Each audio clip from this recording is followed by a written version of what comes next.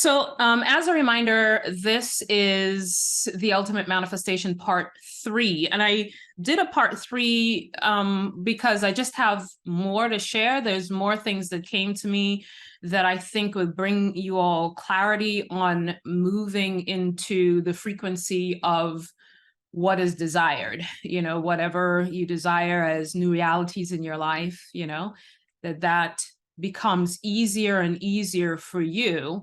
And honestly, it's the easiest when we recognize that we are everything we seek. That's like the best place to be, is I am everything I seek.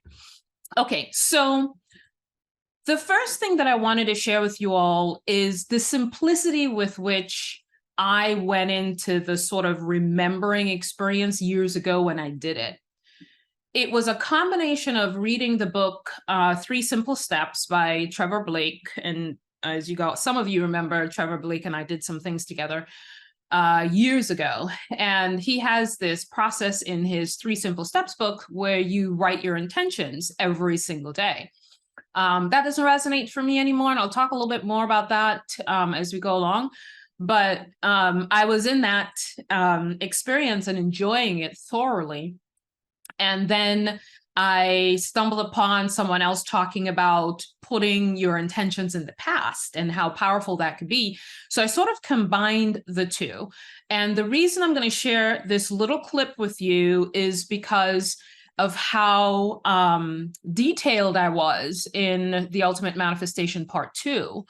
And because I was so detailed, I wanted to circle back and really show you how simple it was for me when I was doing it. So I'm going to do that now.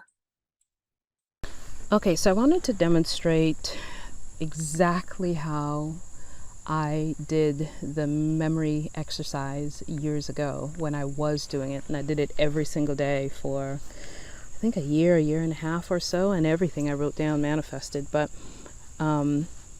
here's how I did it. Pardon my handwriting. I'll try to keep it neat. 100K manifested in my life.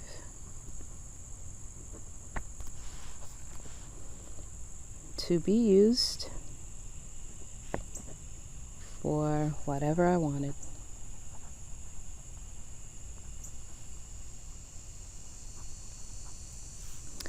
It was easy.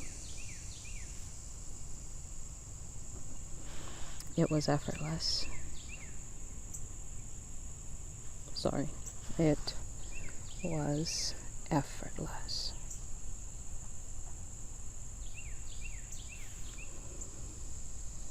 It was completely unexpected and unplanned.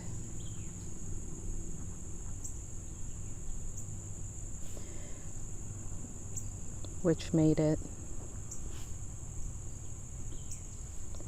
feel magical. And then I'd sit there with it and I would dive into the emotions. What is it? What do I feel like? And here's exactly how I did it. I did something like this. I feel prosperous. I feel joyful.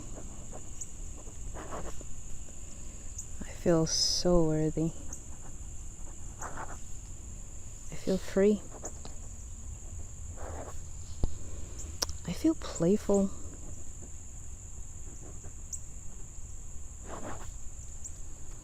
I feel cared for. I feel supported by the universe, by my higher self, by everyone that's here to support me in this lifetime. I feel very happy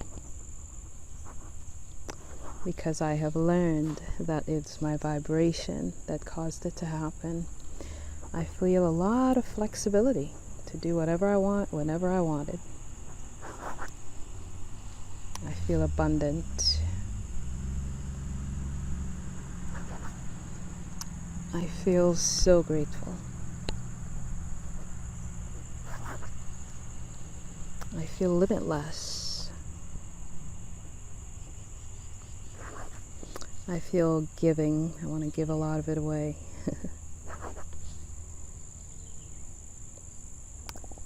And then I would just kind of sit there and let the words sink into me. What does happy feel like? Joyous? What does supported feel like? Easy. Easy. I feel ease. I feel ease throughout my life. I feel so free. Sometimes I'd write the same words over and over. Exclamation points, emphasize. I see no limits to what I could do. Because this entire experience taught me that there's no limits.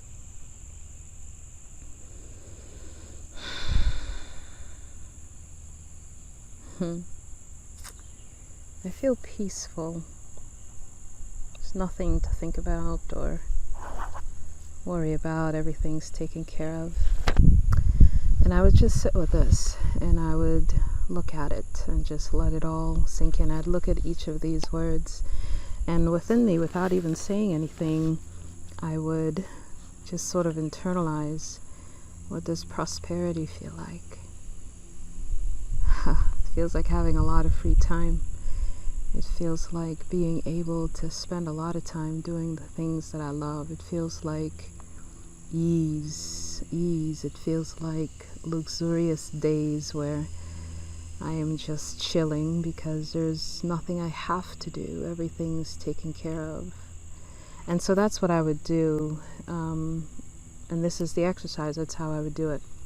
Now, there are times as soon as I'm done, I would tear this out and crumble it up and throw it in the trash. And then there are other times when I would take it out. The birds are getting noisy. There are other times when I would take it out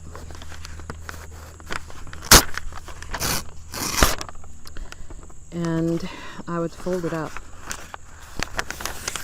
and I would carry it with me throughout the day.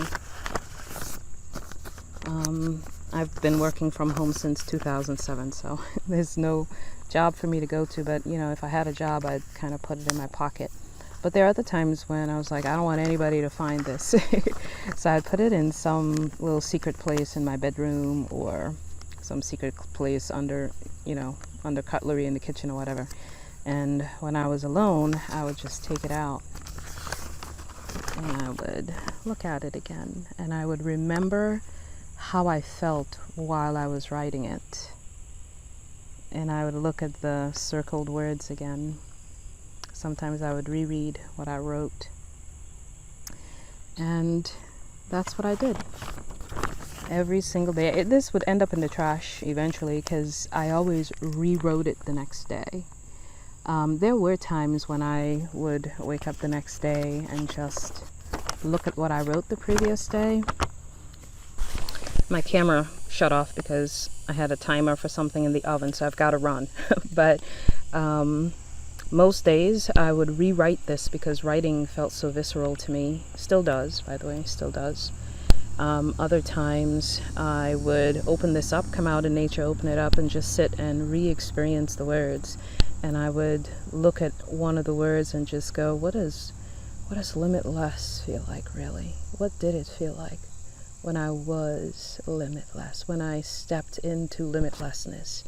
What does freedom feel like? And I would go through, and I wouldn't go through all of them. I would just sort of flow with whatever was flowing, what I felt like doing that day. Most days I just rewrote it and did the same thing, same exercise. And then other days I would just take the same sheet of paper out that I kind of held from the day before and just sort of re-experience it. And that's kind of what I did. Just realized my thing was not. So the reason I wanted to share that is so that you can see the simplicity with which I kind of flowed through that experience. A couple things that I wanted to share about that. If you have a desire on your heart where it involves somebody else. So it's sort of a relationship, maybe a relationship that you're struggling with or grappling with.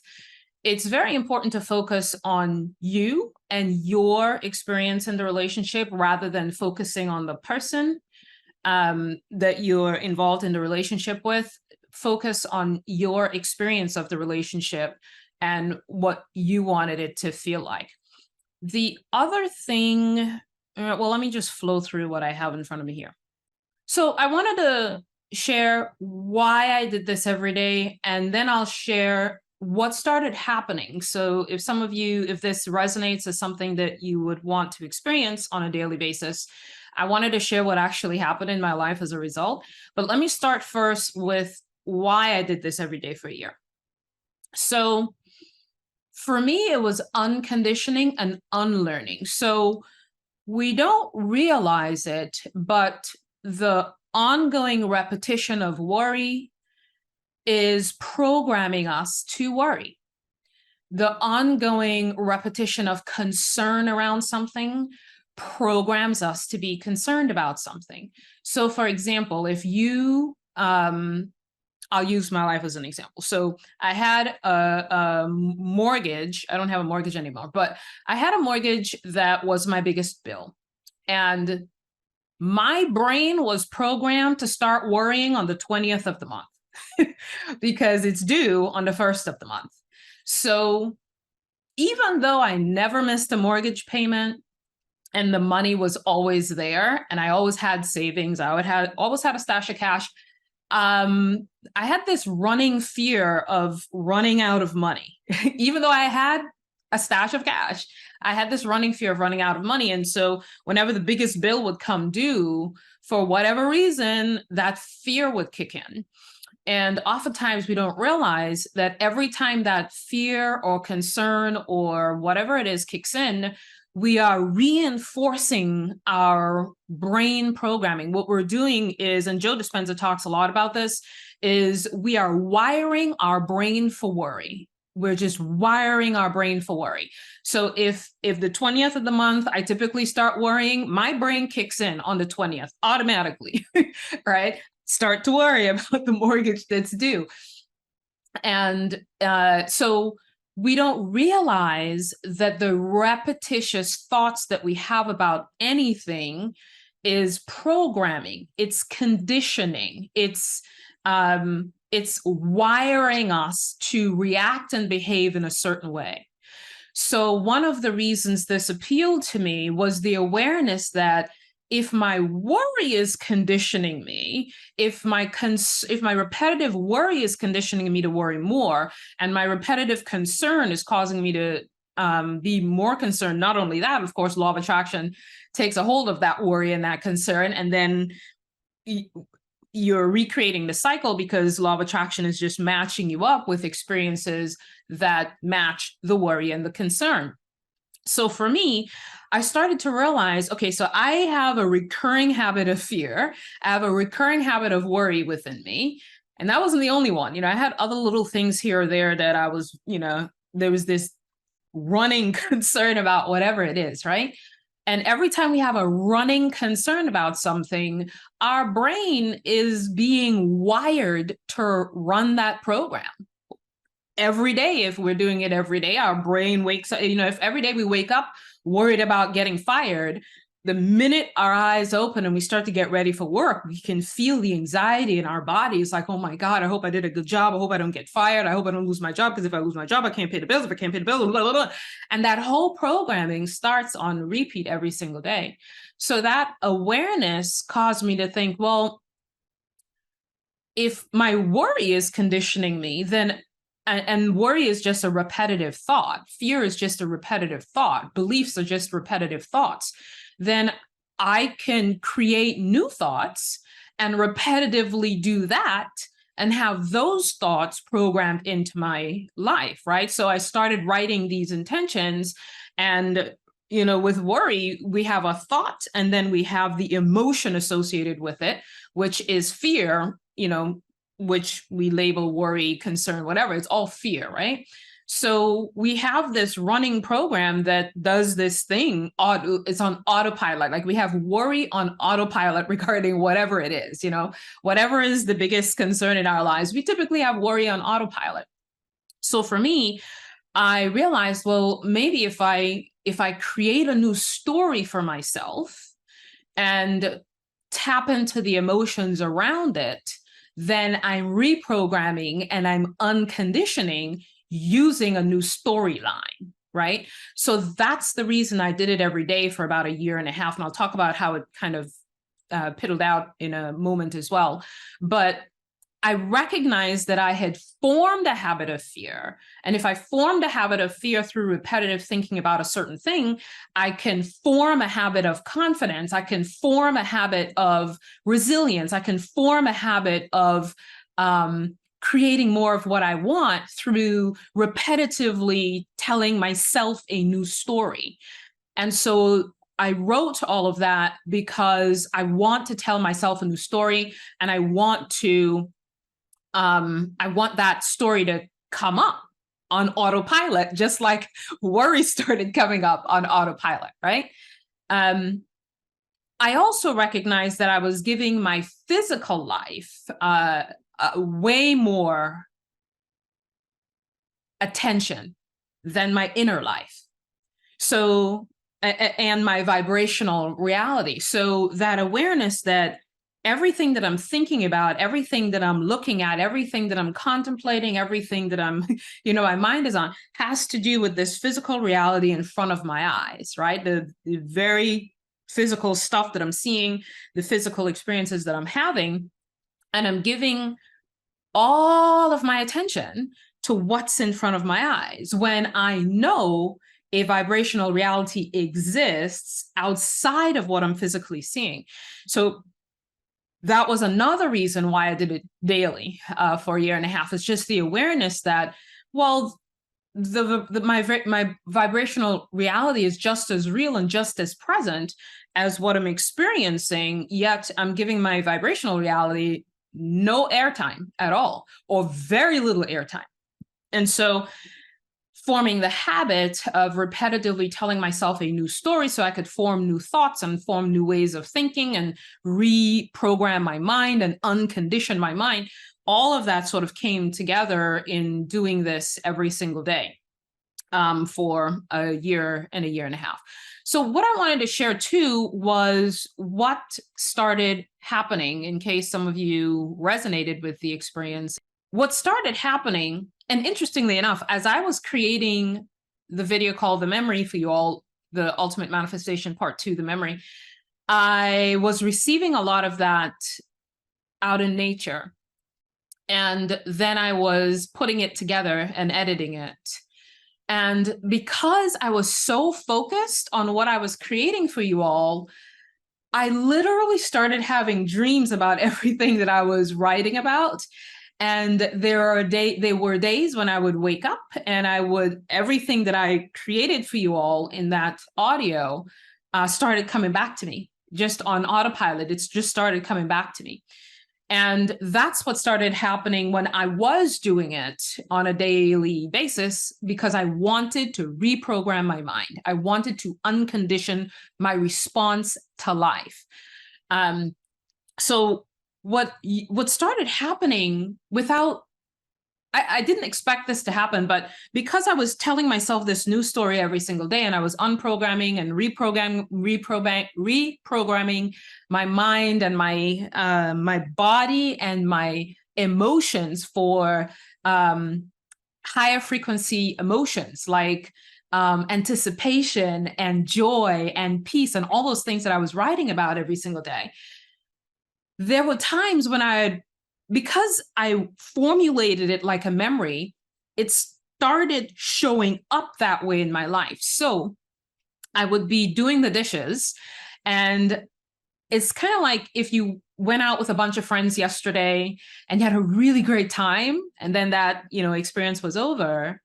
And then you wake up the next day and you're doing your usual chores or whatever, and your mind would just kind of drift to, some funny moment you had with your friends yesterday, right? From that memory.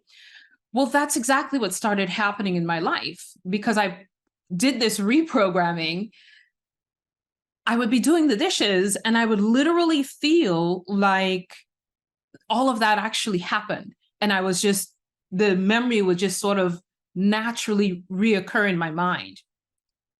It played out in my life just like any other memory. It came up just like any other memory. Also, when it popped into my mind, I would sort of re-experience it just like you would when you had a really good time with friends and you kind of, you know, maybe smile to yourself because you remember a cool moment where you all burst out into laughter or whatever. Well, that's what started happening. This memory was taking root and taking hold in my life, and it was permeating my life. It was just permeating my life. Even when I created the memory for you all, the segment on worthiness, which was really, I had to re-record that segment because it was so spirit driven that every time I read it, I would burst into tears. And I went back and re-recorded it again. I re-recorded that part probably 4 times because every time I read it, I would just burst into tears on the words that I received around really tuning into a new frequency of, you know, feeling very worthy. But because I did that on repeat, I was listening to it a lot, and there are parts of that segment that would just come up for me in a certain moment. You know, when I was tapping into the frequency of unworthiness for one reason or another, maybe not something big, but I would hear myself say, you're putting your emphasis on what the external world deems as worthy. Like, I never had worthiness as an issue. I never had unworthiness as an issue in my life. But because I recorded that segment a few times, it stuck within me. And every day, any little thing that came up where I was placing my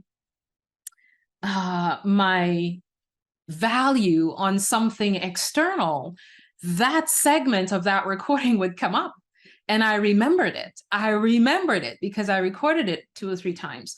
So that's what begins to happen. You start to feel the rewiring. You start to feel the unconditioning. You start to feel the reconditioning of your new self coming alive within you. And it just slowly but surely starts to permeate your regular life. And you start to feel the old programming just naturally dissipating because you're putting your focus on a new set of thoughts, a new set of stories, a new set of, a new awareness of who you are. So I wanted to share that part of what happened when I did that every day for a year and a half. I also wanted to share something that I was communicating with one of you on, and Spirit brought this through, and I wanted to read it to you regarding this whole experience of tuning in to our vibrational reality. Here's what Spirit shared with me. The vibrational strength of that tuning, that knowing, alters the overall vibration of your being. In a sense, that reality begins to feel more real than what may be physically playing out. You may become so familiar with that reality that as you move through your day, you begin to think, walk, and talk as the new you, which then effortlessly influences the physical body and mind in this dimension to follow. All else matters not when the predominant perception, the predominant knowing, the predominant frequency equates to it is done. And what happens in my life today is that, well, some of you may be wondering why I don't do this process anymore. I kind of do, but it happens, the reprogramming for me was so strong that it led me into this happening quite automatically for me. So if I think of something that I desire, almost instantly I am overwhelmed with the emotions of its doneness. Like it's automatic for me because I've done the reprogramming, I've done the unprogramming. And even in areas of my life, I mean, we're constantly evolving and constantly expanding. So there are always areas in our lives where more growth is coming. But even as those areas of my life pop up, what happens is I have this automatic response. Like if I have an, a emotional issue or something that just kind of popped up, my programming is so much on autopilot now that the minute something contrasting comes up, immediately my mind goes, this is temporary. You can tune into a different reality. Like that's automatic for me now. It's very automatic.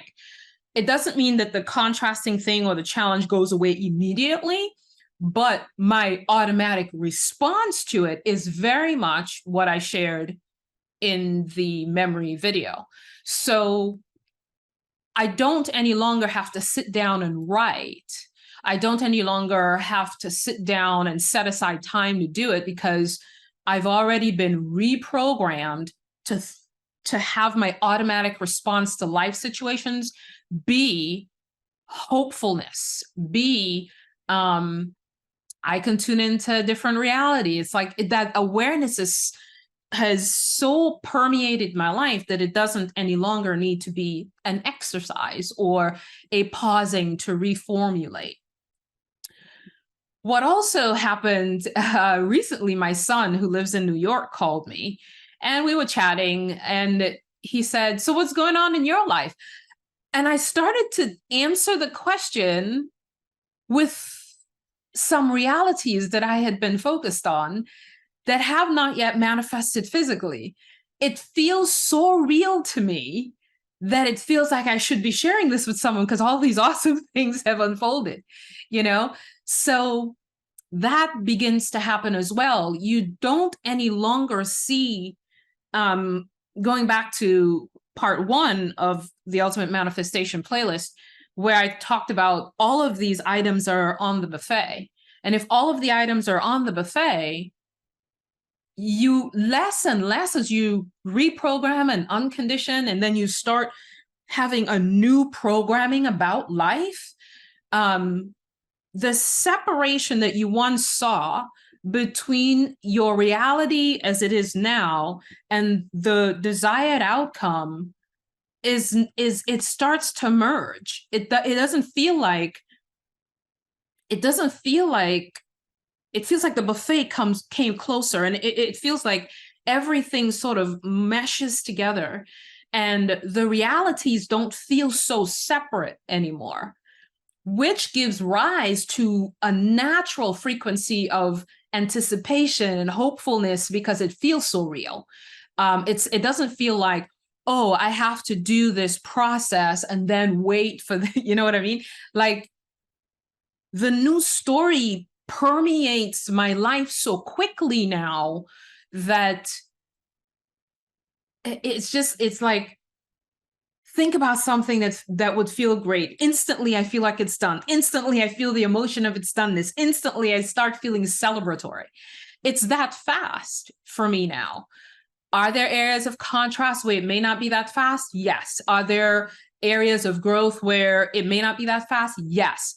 But I can say with 100% complete confidence, my natural automatic response to life is the awareness that there's a vibrational reality that exists that is here now, and that I can tap into it now, and that I can bounce back from this, and that I can feel a different way about this. That's my automatic response to life now. I still have human emotions of disappointment or external things affecting me, but my automatic response to life has been programmed. Previously, my automatic response to a life event is worry, concern, and yes, that can can pop up, but it's almost always eclipsed by this greater knowing that, oh, there's a buffet of things here, and this one is happening now, and I can choose something else from the buffet simply by tuning into my tuning up my frequency. And that's my automatic response to life. Now, so I wanted to share with you all that this doesn't have to be a thing that you're always trying to get better at. As yes, we're ever evolving. Yes, there is always more to evolve to. In fact, the month of August has been a radically evolutionary month for me. There's so much that I experienced. It's just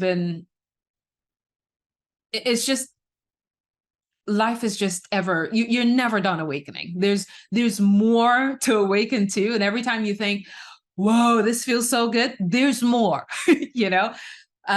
So I wanted to encourage you to become aware that this can be your new normal, you know, and sitting down to do a process doesn't need to be the way it is forever. In fact, all of the processes, I believe, are an invitation back to our true selves, back to our natural state of being. Our normal state of being is well-being, is expectation of well-being, is expectation of things are going to go well for me, is expectation of this is going to work out. Of course it is, because there are other realities, and I could just tap into it just by tuning my emotions to that reality and tuning my awareness of that reality, telling myself a new story, becoming aware of the reality that exists, right? So you can have the experience where your automatic response to life is hopefulness. Your automatic response to contrast is, this is temporary. I will transcend this too. I've transcended many things in the past. So that can be your automatic response to life, rather than contrast comes up and you go, oh God, oh geez, why is this happening? Why did I do this? Why did I manifest this? That can become the old you, and the new you can be, I have an automatic response to life of things are going to be fine. Things are going to work out for me. I can tell myself a new story. I can tap into that story now. I can just be with what is happening. I don't have to change anything. I can just reap and harvest all of the expansion and awareness that's in this for me. I don't have to focus on all the bad that's in it. You know, like that could be your natural response to life. When the unprogramming takes place, when the unconditioning takes place, you start moving into a new way of being. And you don't have to do it in the way that I have shared. Find whatever is your path to unprogramming and unconditioning. This was just a really strong part of my unconditioning and continues to be. Oftentimes, you know, like Abraham Hicks probably has like 60 different processes on how to manifest something, right?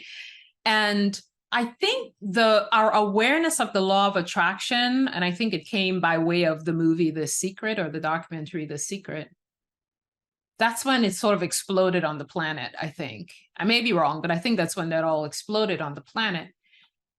And I think that came to wake us up. But our human nature is so dependent on external things rather than dependent on the internal aspect of who we are, that we took that and went all in on processes, you know? And processes are fine. It was part of my path to unprogramming. It was part of my path to unconditioning. But I believe that came into our awareness as a doorway to remembering who we truly are. And we, in our embryonic stages of awakening, took it as, oh, now I have to do this process in order to get money. I have to do this process in order to manifest a mate. I have to do this process in order to manifest a car. I have to do this process in order to manifest a house. I have to do this process. And we became so process bound that we didn't see the intention that was there on our planet for. And the intention was to become more expanded and to become more aware of who we truly are, to become aware of our infinite state. And it's why I titled this series of videos, what if this is the ultimate manifestation? Because we missed it with the whole law of attraction explosion, right? We missed it. We thought, oh, I have to use the law of attraction, completely unaware that the law of attraction is using us. I have to use this process, completely unaware that the process is just there to tune you into who you truly are anyway, you know? So I think it's important for us to recognize that when there's a process like this that's powerful, let's not become so dependent on it that we don't recognize that the process can dwindle out of our experience as we blossom into the ultimate manifestation, which is the truth of who we are and the awareness of who we are and the infinite state that we're in. So those are the reasons why it no longer resonated for me. It wasn't like I woke up one day and said, I'm not going to do this anymore. I just sort of moved into a different state of being where that was no longer necessary. And I just naturally didn't do it anymore. I had a process too, similar to that as another example. I had a process of sitting down and writing down the 5 things I'm grateful for every single night. That was amazing for me. Gratitude permeated my day. And when I went through the day, I would be looking for things to be grateful for because I knew I was going to sit down tonight and write down what I was grateful for. And then gratitude became my way of being. Like I can walk outside and go, look at this tree. I'm so grateful for this tree. Look at this, you know, acres of land. I'm so grateful for the acres of land. Or look at my hands. I have full functioning of my hands. I can like work out with these hands. I can lift weights with these hands. I can eat with these hands. I can hug with these hands. I have hands. And I could easily do that every single day. Gratitude is my normal way of being in life. Right? So I didn't need a process to remind me anymore. Although there is an app that came out of The Secret called Super App. Is that what it's called? Yeah, it's called Super App. And it does prompt me to write one gratitude for the day. And I have it prompting me it does it like around 7 o'clock at night. And I like that. I still like writing a thing that I'm grateful for. And it's kind of cool to kind of, which was amazing too. When I had that gratitude journal, I had kept that gratitude journal for about a year. And I had a thick binder of all the things that I was grateful for. And it was such a powerful part of my life. And this app called Super App, I would write my gratitude and sometimes I'd just scroll through it. And I would look at all the things that I wrote down because just one thing a day, you know, to be grateful for. And I could look back and see all the things. I tend to focus on something new that happened that day or some new awareness that sort of filtered in that day as something to be grateful for. But it's kind of cool to look back at all the things that sort of manifested in my life that I can be grateful for. But it's little things and big things. I wake up in the morning sometimes, I'm like, this pillow feels so good. This bed feels so good, you know, and I'm so grateful that I don't have to get up out of this bed. I can get up whenever I feel like it. I'm so grateful for that. You know, it's little things. I just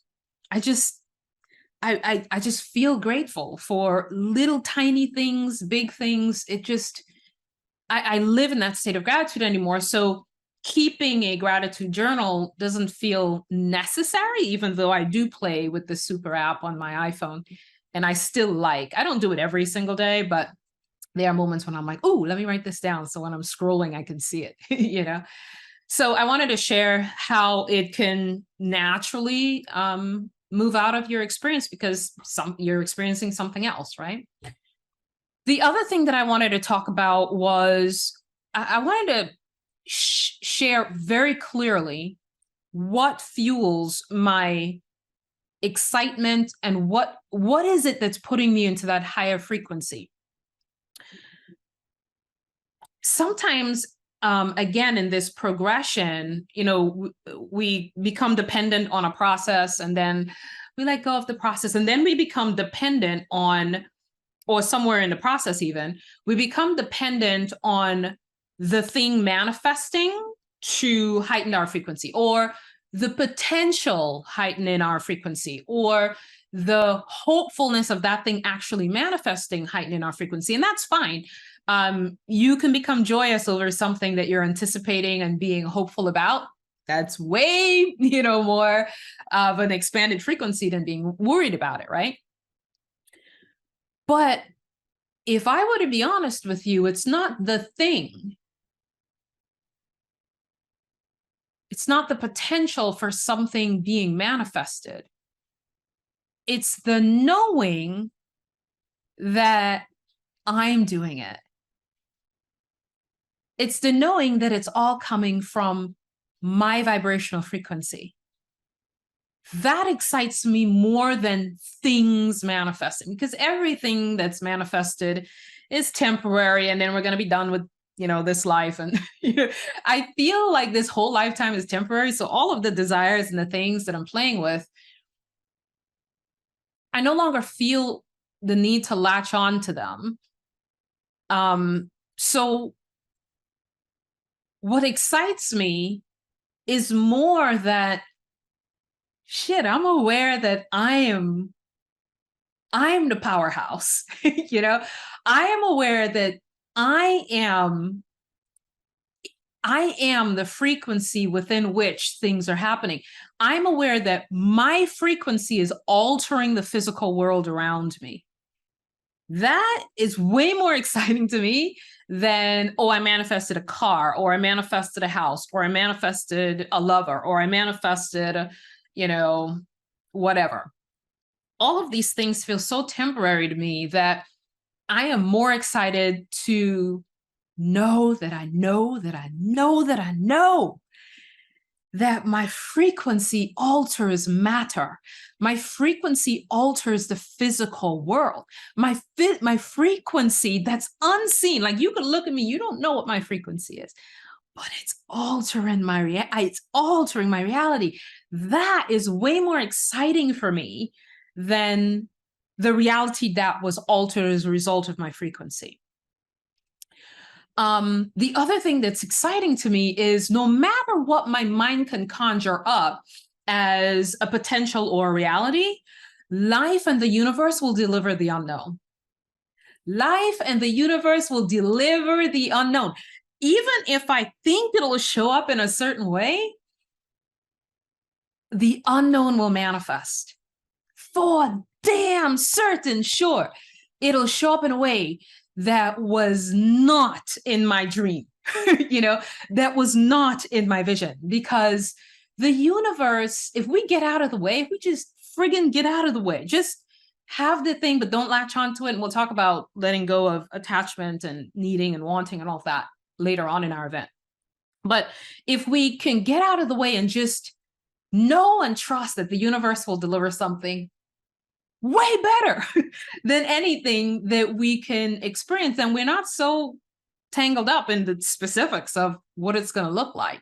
And that's why a lot of what I wrote was more loosely around things. Like when I recorded the memory segment around money, it wasn't focused on a specific amount of money. And I should mention that, even though in the beginning of our time here today, I showed you an example of how I wrote things, I never wrote a specific dollar amount for two reasons.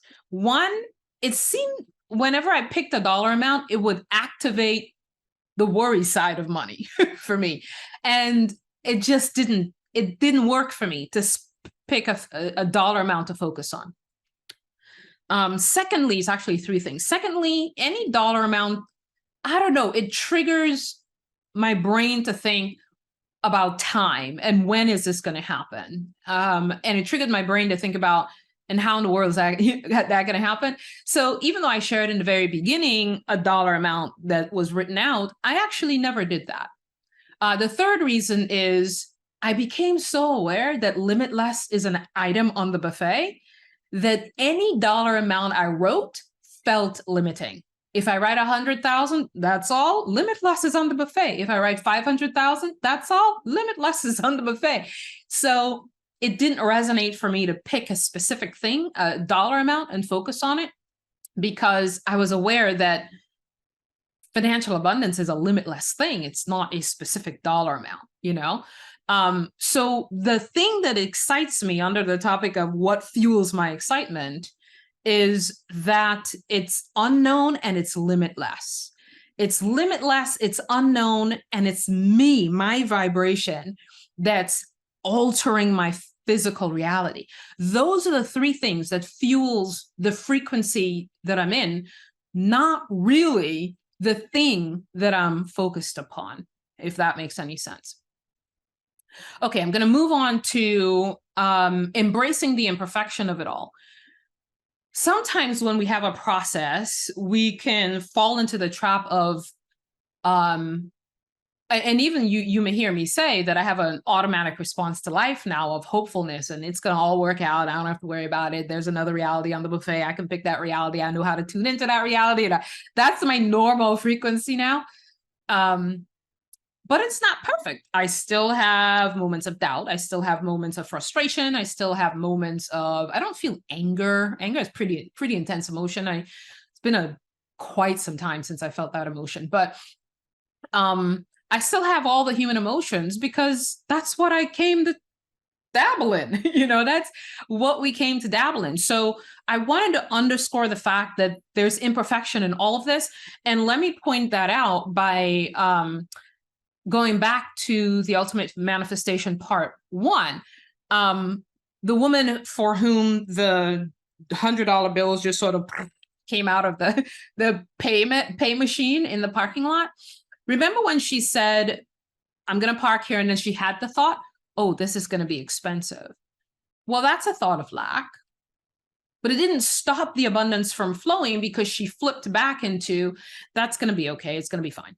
You know, if we can release the static that comes up, instead of, because sometimes static comes up in our lives and we go, why is this static happening? The static is happening. It's going to stop the flow of what, and we go, we're so focused on the static that we attach ourselves to it. And then we become all worried about what we're thinking about. We become all worried about what my vibration is. And we go into a state of worry. But all these things can come up and we can go, yeah, that's fine. It's just part of being human, and we can shrug it off and let it go. You know, even if it lasts an hour, you know that you can bounce back, and you start to trust in your bounce back after a while. And you're not so focused on the thing that sort of took you out of the awareness and took you out of the frequency, because you trust in your bounce back. You know, I know who I am as an infinite being. I know who I am. So I know I'm going to bounce back out of this no matter what it feels like right now. You know, the guy who manifested the brokerage account in the Ultimate Manifestation Part 1, as you all saw he was saying, no, this can't be. No, this can't be, right? His doubt was right there in the midst of all this happening. Yet he continued to meditate, because that was his path to becoming more aware of his true self. And so he continued to meditate and continue to see all that was possible, despite him going, no, how? No, how? No, that's not mine. In fact, called the brokerage and said, that's not mine. You know what I mean? So we can do this imperfectly. Even Cynthia Sue Larson, who had dollar bills manifest in her wallet, or she had $1,000 appear in her bank account, right? Why dollar bills? It could be $100 bills that manifested in your wallet, right? At a certain point when she was talking about the $1,000 that just manifested in her bank account, she said, I had an idea for taking a vacation, but it wouldn't be practical to take the money out of my account. Well, when you really aware of all that's possible, you're not really thinking about what's practical. You just know that you know, right? But that was an imperfect way to move through the experience. She still had it manifest. You know what I mean? Even though she was like, no, I'm not going to spend the money on it. Because if you're thinking I'm not going to spend the money, there's sort of a tiny vibration of lack in that, where you're like, well, I can't spend the money on the vacation because it wouldn't be practical. I got to pay bills. You are where you are, right? It's perfectly fine.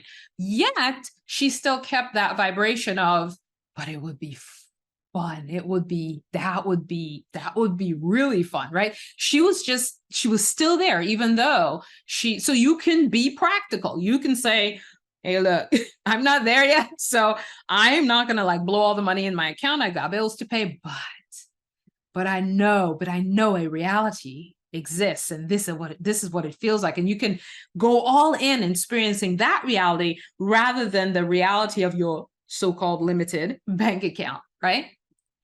So I wanted to make sure that everyone is aware that there's imperfection in all of this, and none of us are ever perfect on this evolutionary path that we're on. There are always human moments and human emotions at play. The belief that we can transcend them all is what sort of something we can ride on, because we know who we are in the midst of it. On the focus on money and a dollar amount, I know I shared why that never resonated for me, but for some of you, it may resonate. What I felt around it may not be something you're feeling around it. You may be thoroughly excited by picking a dollar amount, right?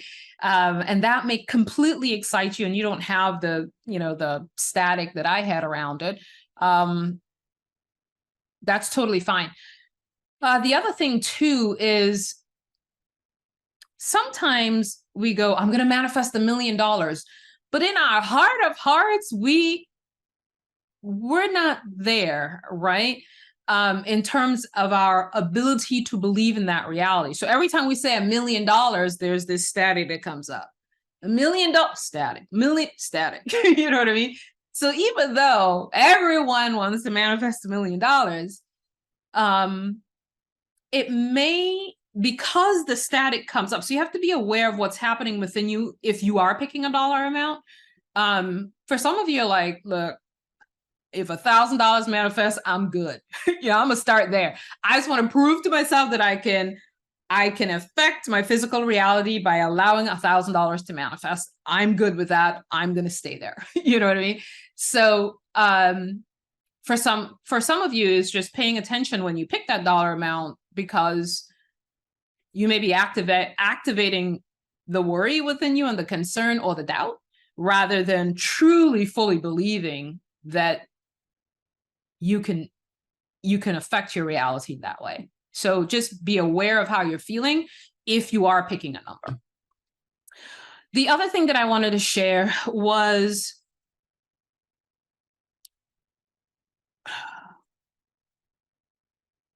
when we are mostly worrying about the things in our lives, when we're mostly concerned about the things in our lives, in those moments, we're completely unaware of the potentials that exist, right?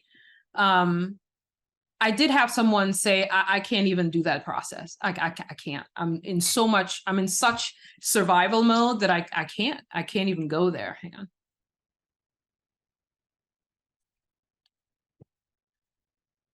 And that's totally fine. Again, that process is just a way. It's not the way. It's just a way that worked really beautifully for me. Whatever way you take is fine. However, if you're living in survival, worry, and concern, never being aware of the potentials that exists, never being aware of the realities that exists, it doesn't exist for you. Let me repeat that. If you're in a constant state of worry, concern, fear, survival, all of those things, if that's your predominant state, hustling, hard work, and that's how you spend most of your day, it is more likely than not that you are unaware of the potentials and the other realities that exists. And if you're unaware of the potentials and the realities that exists, it does not exist for you.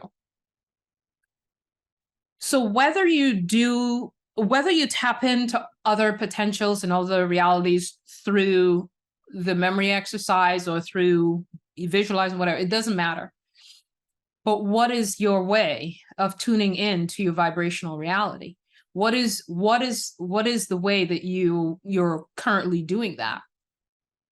because the more awareness you have about the reality that does exist for you, and it does, the more aware you become, the more access you have to it. The more aware you become of your vibrational reality, the more access you have to it. For a lot of people, they spend most of their waking hours in concern, worry, fear, anxiety, hustling, hard work, and very little time aware of their vibrational reality, which exists right there, right? It's right there on the buffet. But we're so busy chowing down on the things that don't taste good and the things that don't feel good, that there's no space in our lives for expanding the awareness of our vibrational reality, telling a new story, focusing in on a new story, tuning into a new story. And the more the awareness of a different reality and a new potential exists, the more access we have to it. The less we have, the less we're focused on it. And the more that our focus is hyperactive on the human realm, the less expanded our focus can be for all of the potentials and the realities that exist. So if our focus most of the day is narrowly, very narrow, it's, I got to wake up, I got to go to work, I got to make sure my boss doesn't get mad at me, I have to do this, I have to do that. The more our reality is focused there, the less access we have to all of these other realities that exist. So at some point, we have to look at our lives and go, you know, for the people who are feeling like I'm in such survival mode, I can't, or I'm in such hopelessness, I just can't, which is true. You know, if you're in the vibration of hopelessness and struggle and surviving and all of that, you're not in the vibrational frequency of these other realities that exist, so it doesn't exist for you. But at some point, we have to, in order to move to any of those potentials that exist, we have to become aware of it. And in order to become aware of it, we have to put our focus there. And in order to put our focus there, we have to give it some degree of time, right? Because we live in a dimension of time. So I wanted to make sure that the people who are listening going, I can't visualize, I don't have space for that. It's okay, you are where you are. No one's forcing you to move out of where you are. But be aware that you give yourself access to new potentials and new realities when you tune into it, when you become more aware that it exists, when you give it space, when you give it focus. A good example is the money clips that you saw. None of us thought a pay machine can spew out money, but now we know, well, that's a possibility. The next time we're standing in front of a pay machine at a car park, that might come up, right? And you never would have had access to that as a possibility if you didn't see it, if it didn't come up in your reality, if you didn't give it any focus when I was showing it to you, right? So the same happens for our current state of experiencing life. When we give focus to the potentials that exist, more of those potentials become accessible to us. If we give it none of our attention, none of our focus, we can't have access to it. The other thing that I want to underscore is you don't have to think about money for money to show up. However, the frequency of well-being allows more money. So even if you're not thinking about money at all, like you can't even think about it because it just, the minute somebody says the word money, you're like all tight, you know, don't think about money. Just think about well-being. What does well-being feels like? I'm swinging in a hammock on a warm summer day. I have nowhere to go because everything has been taken care of. You know, it's, you can access it that way too. So you don't have to focus on the thing that is triggering for you in order for life to expand. It's kind of like I said, I couldn't focus on dollar amounts because it was triggering for me. Every time I said a dollar amount, my brain goes, "And you don't have it." You know what I mean? But when I thought about experiences, the money came. I thought about experiences I wanted to have rather than the money that was available to have those experiences. So, assess where you are vibrationally on it. Okay. I wanted to touch a little bit on the unknown, because from birth, we are conditioned to focus on everything that has to do with our senses, what we can touch, taste, smell, see, experience with our body, right?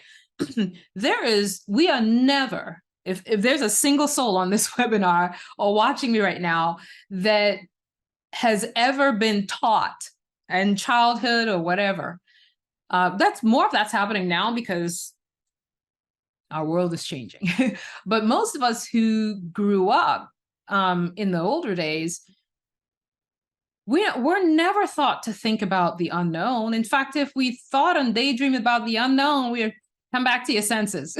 You know what I mean? If you're daydreaming, it's like, that's just a daydream. That's not real. Come back to what's real. Okay, get a damn job.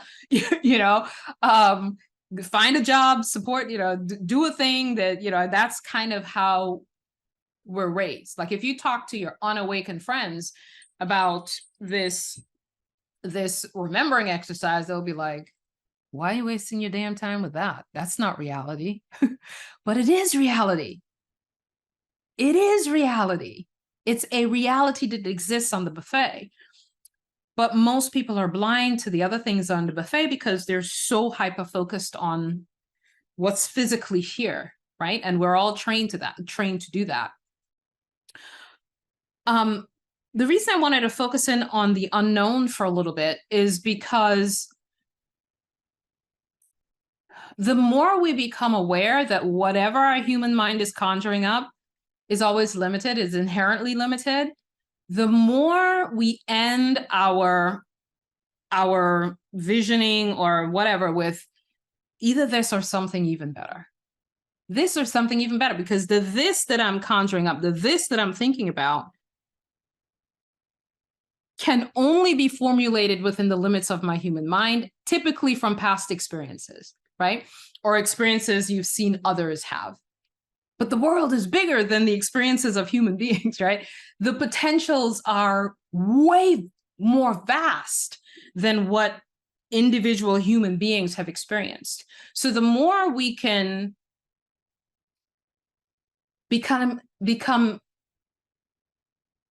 excited about the fact that we don't have a freaking clue how it's going to manifest, like that excites me. Like, I have no idea what's going to manifest next. I literally have no idea. And that look, I can't even wipe the smile off my face just thinking about that. It's like the unknown is barreling toward me and I have no idea what the hell it's going to look like, but I know it's going to be amazing because I know where my frequency is, right? And the more we can embrace the unknown rather than trying to come up with something, specifics about a particular thing and the way that it manifests, the more the unknown has the freedom to just play in our experience. And the more the universe can surprise us, right? Like Abraham Hicks says, surprise and delight you. The more fluid we are with the experiences we're thinking about, the more we give the universe liberty for it to show up in an unknown way. And the more we are tuned in to the unknown, like, I have no idea how this, but I know what it's going to feel like, right? I know we never really know what it's going to feel like, but it's going to come up for me, right? It's the unknown is just, I know there's vast potential that's unknown to me and I'm okay with it happening, right? So I just wanted to touch on that. Your mind cannot conjure up. Your mind cannot think at the level of what's universally possible. And as we close, I just wanted to remind you to always take only that which resonates. Because your higher self, your inner being, your soul, your spirit knows what is relevant for your unique personal journey at this point in time. And it's always wise to check in with your heart to see what genuinely resonates and move forward with only that. And know that you are always free to fully trust your inner guidance above any external guidance you may receive. See you soon.